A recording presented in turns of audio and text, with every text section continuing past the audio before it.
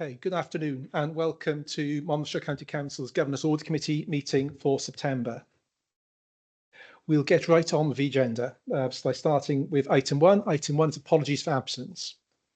I've been notified of two absences, namely David Jones and Sarah Birch. So if you could note those absences, please, Wendy. Item two, declarations of interest. Do members have any declarations of interest to note at this stage, please? No? Okay, we could have our no declaration of interest.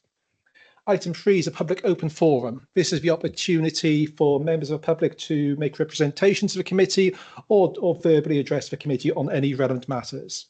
I've not been notified of any members of the public who wish to do so at this time. In which case, move to item four. Item four is the action list from the previous meetings. We have one open action, and that's in relation to completion rates for mandatory training in respect of fraud, bribery and corruption. Could you appreciate the due date's not till the end of next month, but Jan, as you're here, could you just give a brief update in terms of where we are with that, please? Thank you, Chair. Yeah, so in terms of the anti-fraud training, so we're still pushing that across the organisation. I met with chief officers at SLT just before the summer recess. At the moment, when I last obtained the report, there were some issues with the new council structure being properly embedded into the Thinky system. So that's ongoing and they're trying to make sure that that fits. So the statistics at the moment are subject to that being sorted, but I hope to provide an update to committee during the next meeting as agreed. Thank you. Any comments on that update, please? No, I think we're satisfied. In which case, let's move on to item five. Item five is the Internal Audit Quarterly Progress Report for Q1. And if I could just yet again, in terms of protocol, introduce Jan Furtek, our Chief Internal Auditor, to present this report. Over to you, Jan. Thank you, Chair. Yeah, so this is my regular report to committee detailing the outcomes of audit reviews and their subsequent opinions issued during Q1 of the 25-26 financial year. So that's issued up until the 30th of June 25. So the global internal audit standards came into force for the UK public sector in April this year. They replaced the public sector internal audit standards.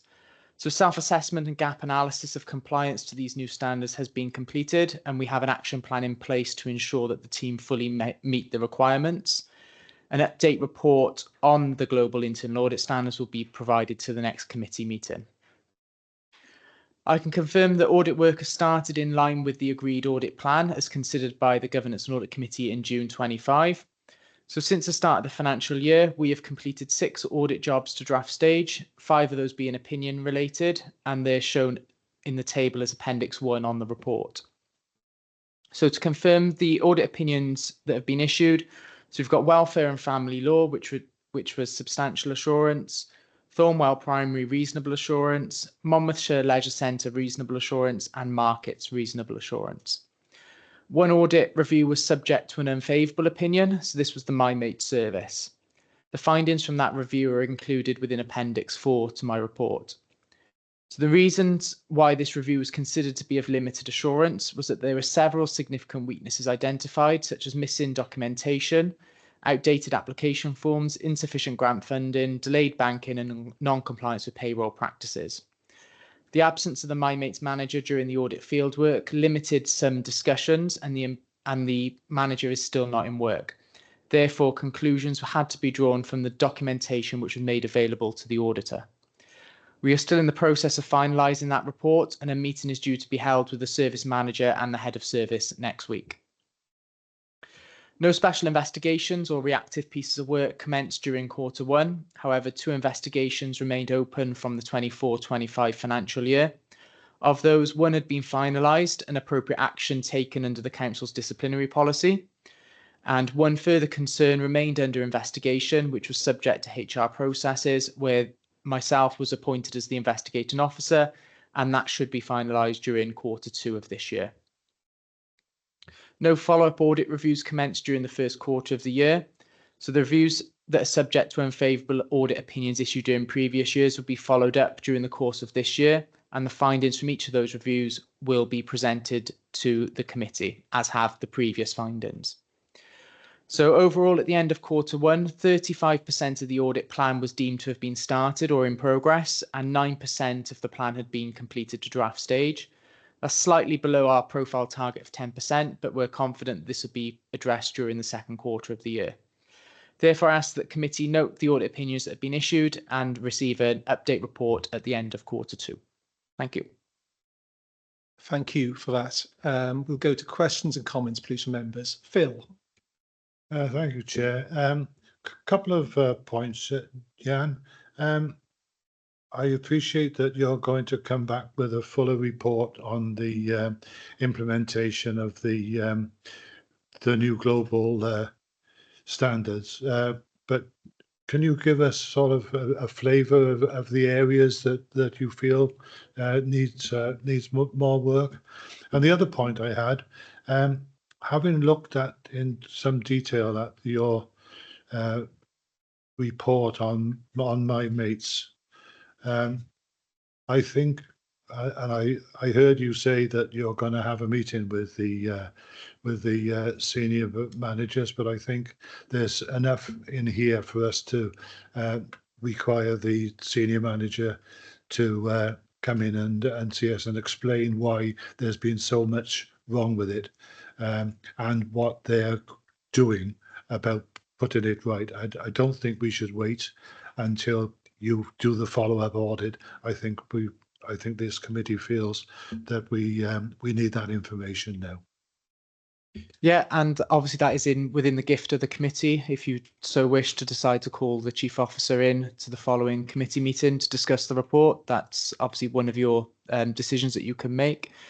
In terms of the global internal audit standards, so there's a number of areas that are in the standards that are considered new to the profession. Things we have to formalise training plans and things like that. So that's all ongoing. There's requirements to have specific training on professional skepticism and root cause analysis. So as a consortium, a few local authorities have got together across South Wales. So we've organised a training day in October to do that. So Monmouthshire are leading on organising that. Obviously, it provides better value for money, all of us doing it together rather than everyone doing their own separate thing.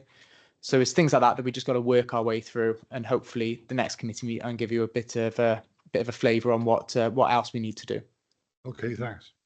Okay, if I could circle back to Phil's proposal that we request the chief officer or another relevant senior officer to come to this committee to outline some of these apparent failings, and some of these failings appear to be quite material, especially in respect of, for example, the absence of quite critical document, which could potentially sort of represent failures in safeguarding.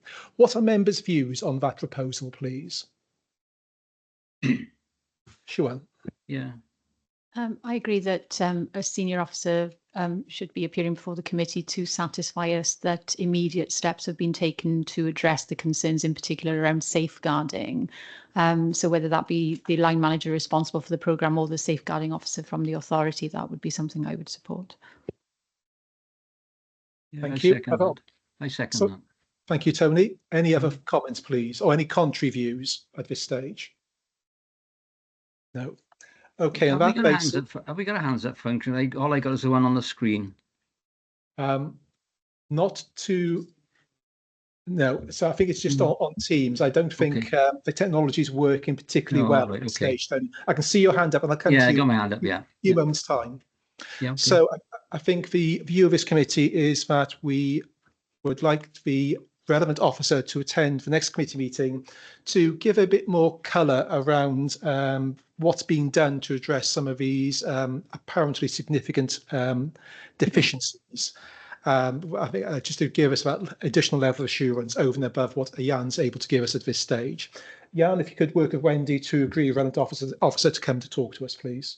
Yes, of course. Great, thank you. Tony, did you want to come in, please? Yeah, I concur with what Phil has said and the direction we're going in. I've got some questions about the 24-25 surveys, particularly the supply staff in schools where report is issued. It gives me some concern that I think is something we need to follow up. I know that Jan has prepared a report, but I think it's an area where we need to encourage governing bodies to be more clear on what, careful on what they're doing. The other one is contract management. It seems to be coming back to us quite frequently. I haven't got much information on that, but I think we should keep an eye on contract management as well.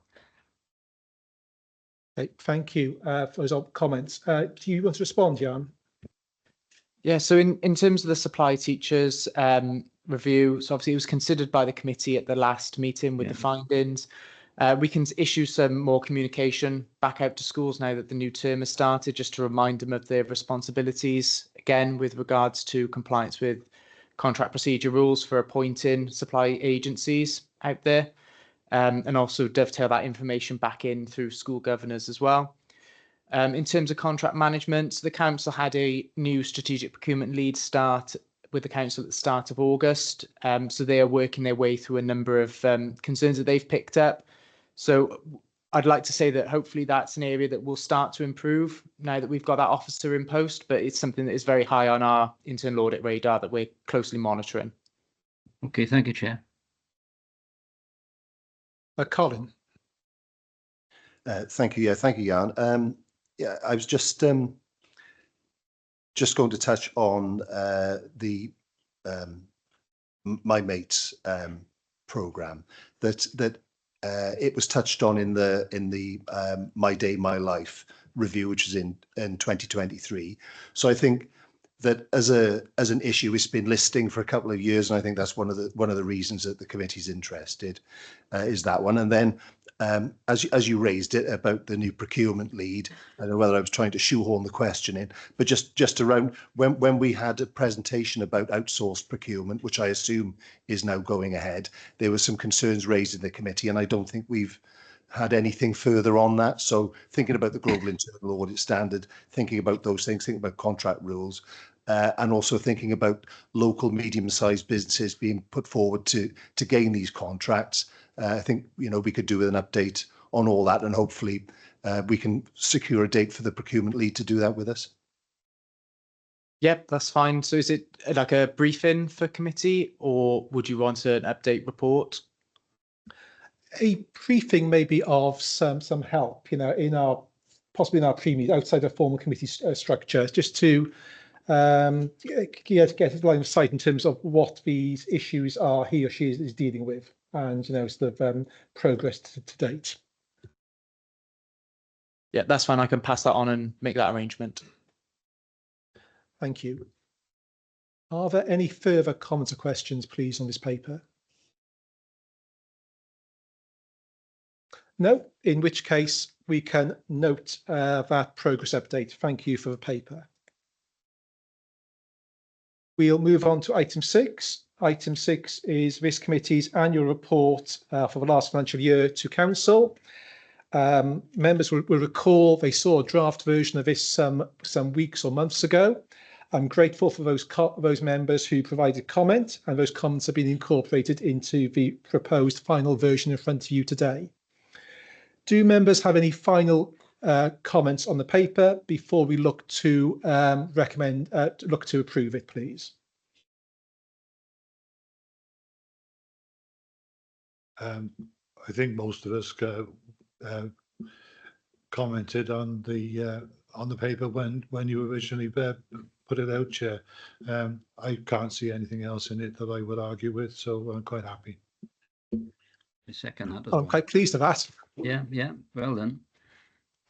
Okay, on that basis, the report is approved, and Wendy, can you give it to share it with the Secretary to the Council for it to be included on the future agenda meeting for the Council? We'll now move on to item 7. Item 7 are the draft statements of account for 3 charitable trusts. And could I welcome John Davis, the Head of Finance, to the meeting? John, please assume we've read the papers, but nonetheless, could you introduce the item and confirm what you'd like us to do with this, these papers, please? Thank you, Chair. Good afternoon, everyone. yeah, hopefully quite a straightforward paper for the committee.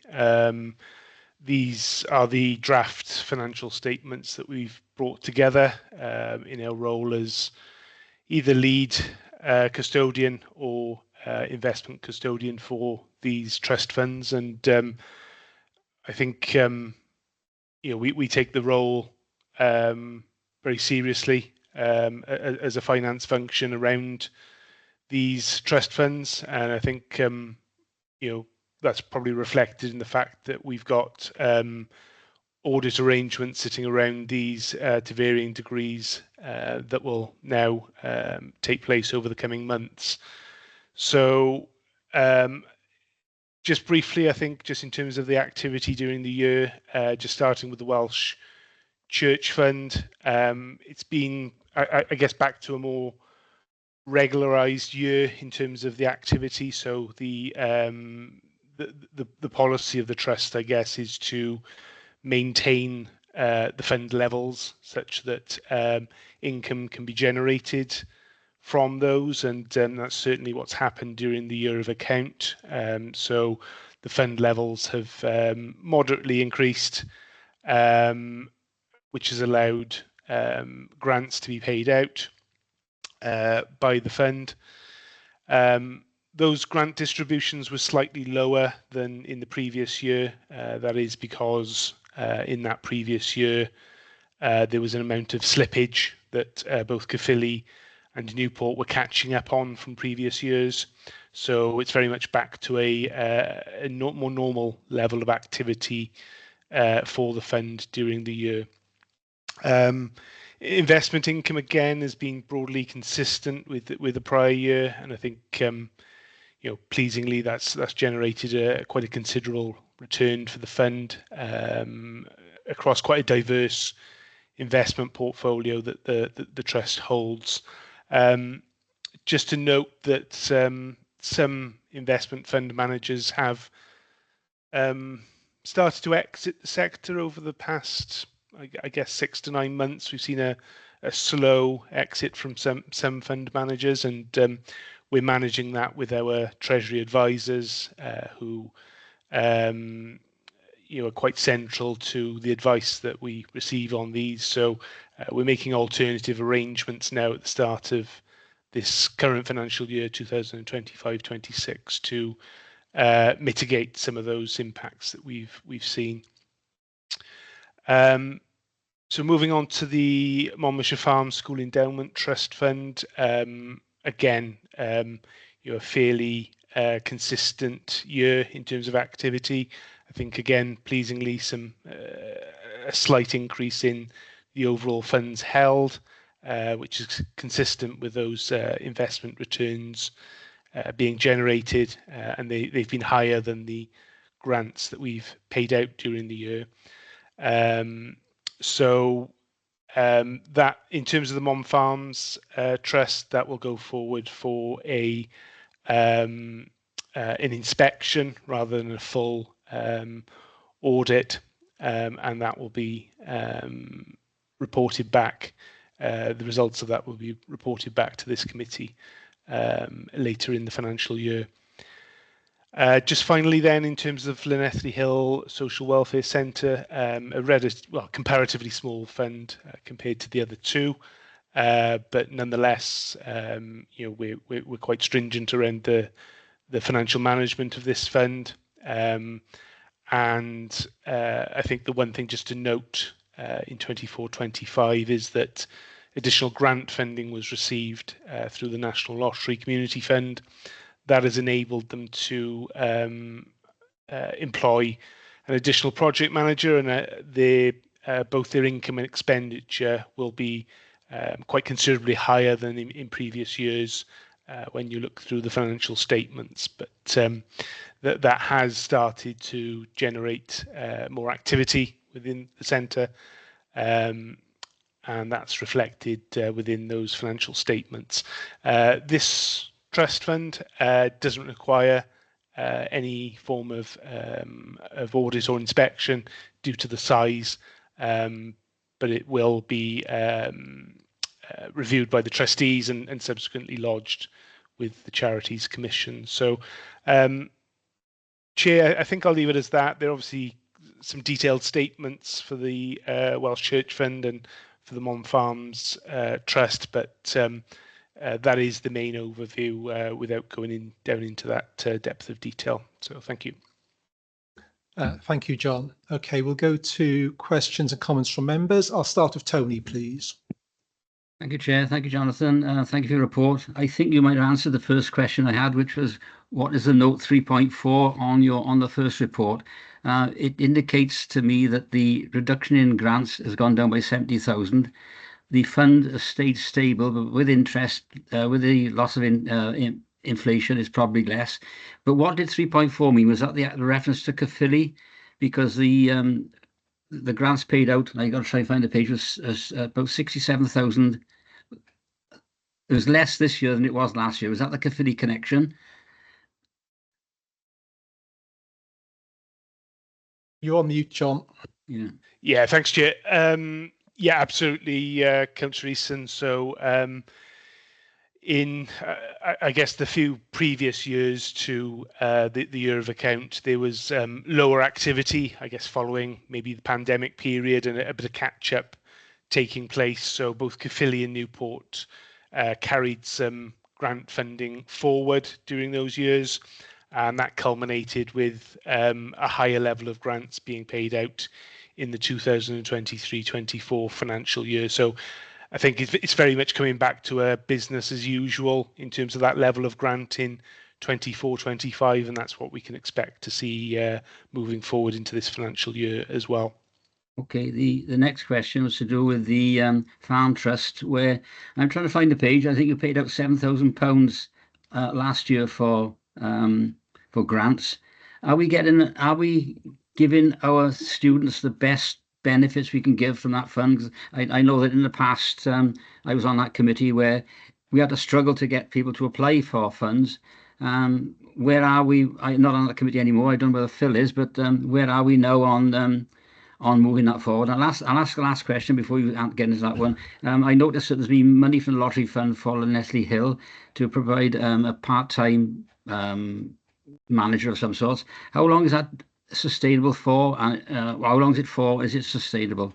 That's my two questions. Thank you. Thank you, Chair. Thank you, Councillor Eason. I think whilst I could give probably an overview of both, I think Nikki Wellington, my colleague, is in the chamber, so I'm happy to defer to Nikki on those, who would have brought together those financial statements and is involved in some of that day-to-day operational. If that's okay, Chair. Thank you. Good afternoon, Nikki Wellington. Thank you, Councillor Eason, for your questions around that. So if I take the Farm Trust now, yes, we do still work very closely with the college. Colleague went to advertise the courses and the funding that is available. You'll be aware from being on the committee before, it is sometimes very difficult to attract the students that we need to apply for the funding. The grant offer has gone up slightly this year. Obviously, we'd like it a lot more. We've made the application process simpler and things like that. So the committee are still working through that to try and get as much coverage and grants out there as we can on that one. Just going on to Llanelli Hill, I think it is 2 years, but I will confirm with Mike Moran on that one for you. Okay, we don't have any control over those funds, do we, at all? Well, the Llanelli Hill in particular, we don't have any control on that, do we? No, we don't. No. Okay, thank you, Chair. Okay, good. Other questions and comments, please, Siwan. My question was around what the award processes are for the two funds. And that's my ignorance as a new member.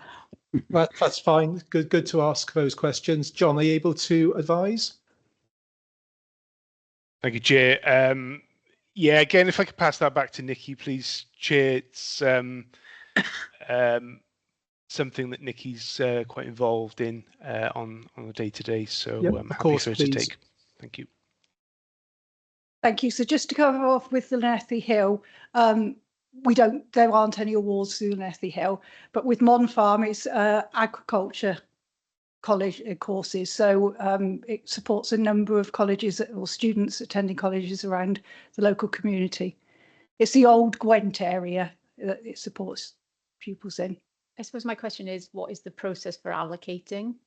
Oh, sorry. Yeah, so Okay. who makes the decisions and how, what are the criteria, etc.? Okay, so there is a board of trustees that meet 3 times a year.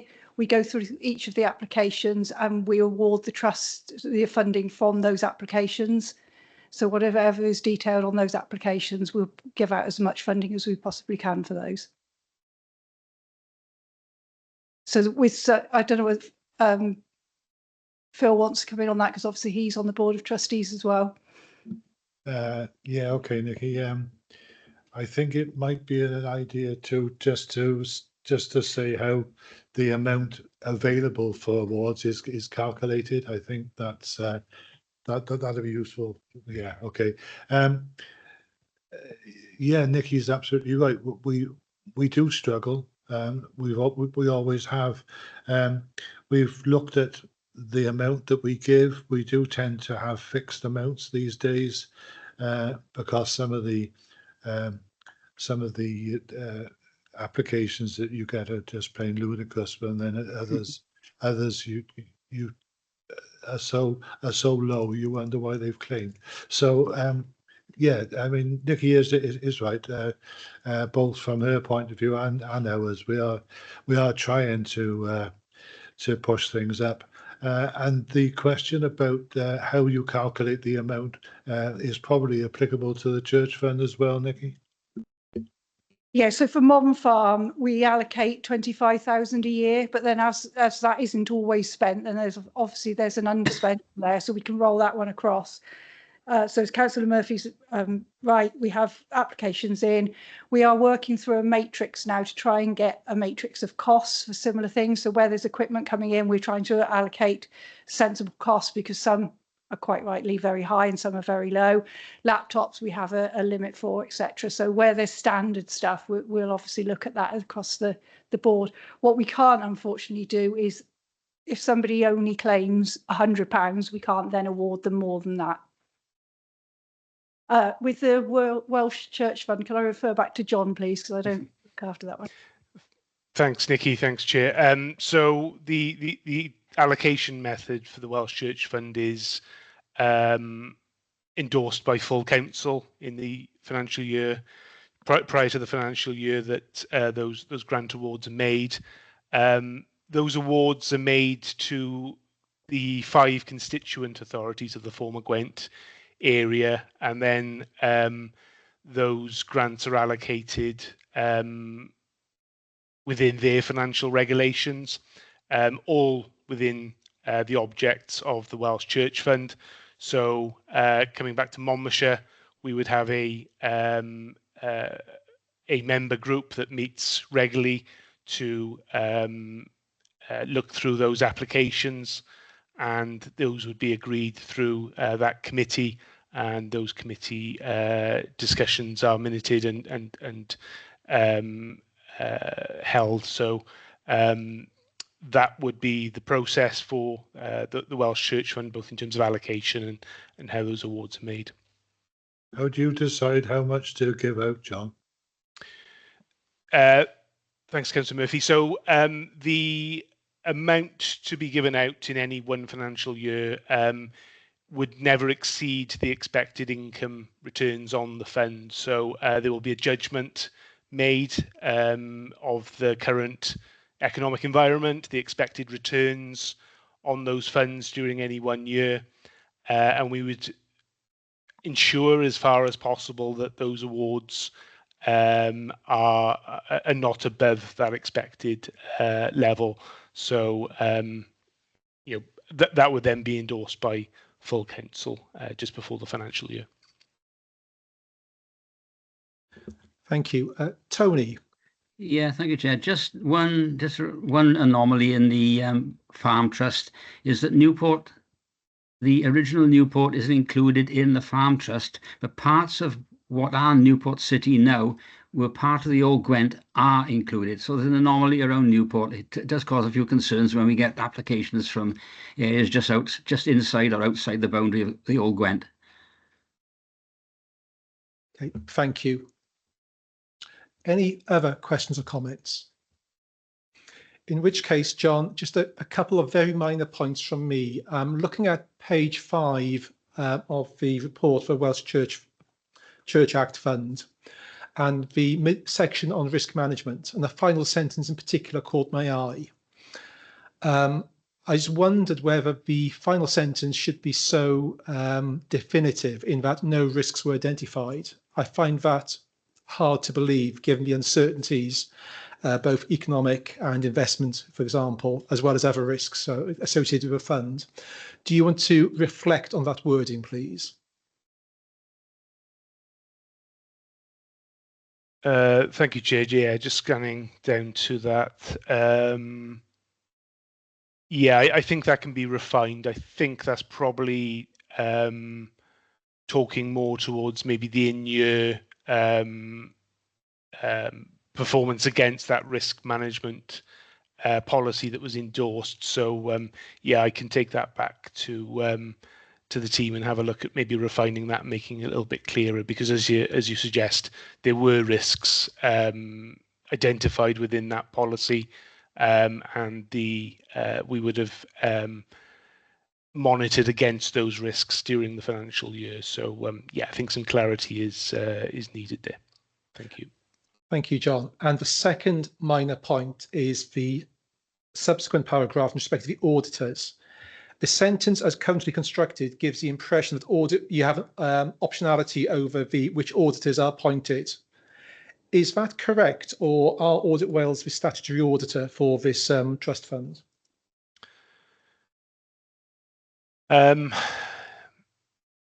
So you're testing my memory. So there is no statutory requirement for this to be audited by Audit Wales. We went through a process a number of years ago to identify the value for money against potential other providers within this, and we were happy to continue with Audit Wales on that basis. But you know, that is something that we could look at as in our role, Chair. Okay. Yes, I don't think it's particularly material, but if they were appointed in 2007 and 8 and there's been no subsequent meaningful review, I'd be slightly surprised. But perhaps just take it away rather than us to take an action at this stage, please, John. Thanks, Chair. Okay, subject to those comments, I think the committee is comfortable with the report and accounts are set out. May I take the opportunity to thank John and his team for their excellent work in putting these reports and accounts together. Thank you, John. Thank you, Chair. It's not necessarily shown on the agenda, but could I invite Steve Wyndham from Audit Wales to come in at this stage and just to give a brief verbal update on the audit of the council's annual accounts, and then just highlight the ongoing fee consultation for next year, please. Over to you, Steve. Okay, thank you, Chair. Yes, I'm very glad to be given the opportunity to say a few words. Thank you. Yes. First of all, in regard to our ongoing audit of the financial statements of the council, we are very much deeply entrenched in the audit work at the moment, and we're having, in fact, we met John and the team yesterday. We're having weekly meetings as we're proceeding through the audit to discuss issues, any potential bottlenecks, and just to sort of continue that dialogue.